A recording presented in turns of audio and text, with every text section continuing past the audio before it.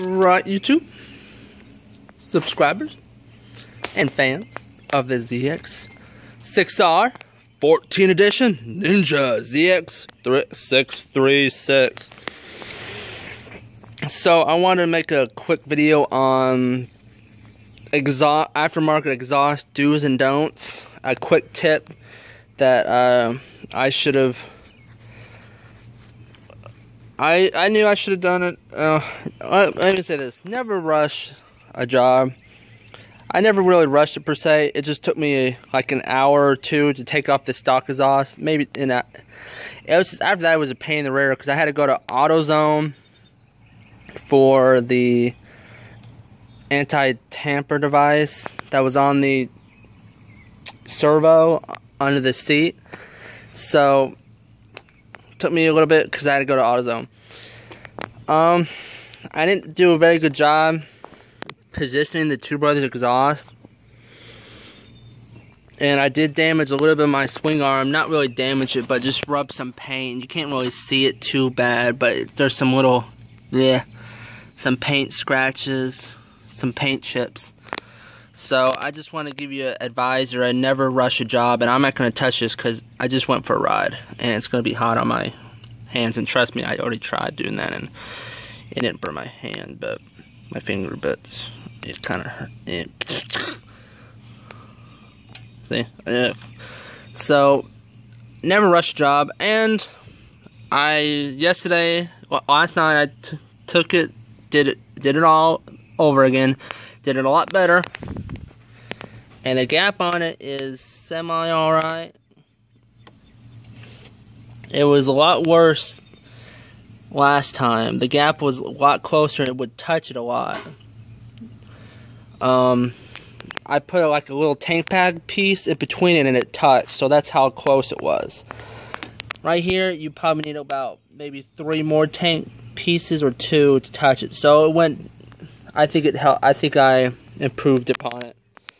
Also, I would say use LOCTITE on the bolts connecting this aluminum piece to the exhaust itself, because this aluminum piece attaches your pipe to the canister. I went ahead and put some LOCTITE. I guess I didn't. And plus, previously I was in a rush job, like I said, and I forgot to tighten these bolts on after I got in this bolt on to attach it, and had this clamp. This clamp, I would say you won't need LOCTITE because the factory one never had LOCTITE. So just tighten that, and I think you'd be fine without LOCTITE on that thing. On these bolts, I recommend LOCTITE. I just bought some red, and I have one. I didn't do it too much, and I had a missing screw, so I had to buy one screw, which I had to buy like 10 of them on eBay, which is not too bad. So I got extra screws now. So I put LOCTITE on all 4 of these screws over here, so it's not going to come loose. I put LOCTITE on this lower one, but this upper one I didn't. These didn't really shake loose. The only thing I don't like about it is there's a nut right here that would screw in behind this one right here. Oh, it's a pain. This one's a pain in the rear to put in. You gotta just easily put your fingers through here on both sides and easily screw it in. It was a pain in the ass. Ugh. Oh, pardon my language. So I just wanted to give you a quick tip: never rush exhaust job like I did.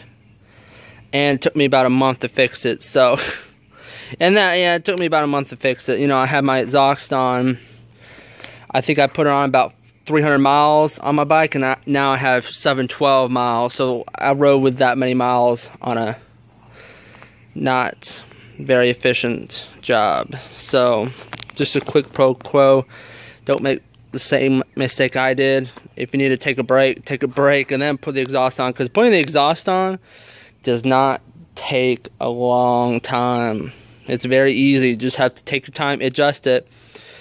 Adjust enough where those screws are just tight enough to hold it, and you're able to move the canister, put that in, adjust it, and then take it all out, and then torque it yourself.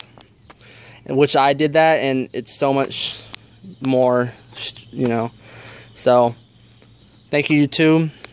This is another shift light production of my amazing Zx636. And have a great day. And it's freaking hot out in Tennessee, and I'm about ready for work. Whew. This is my Friday.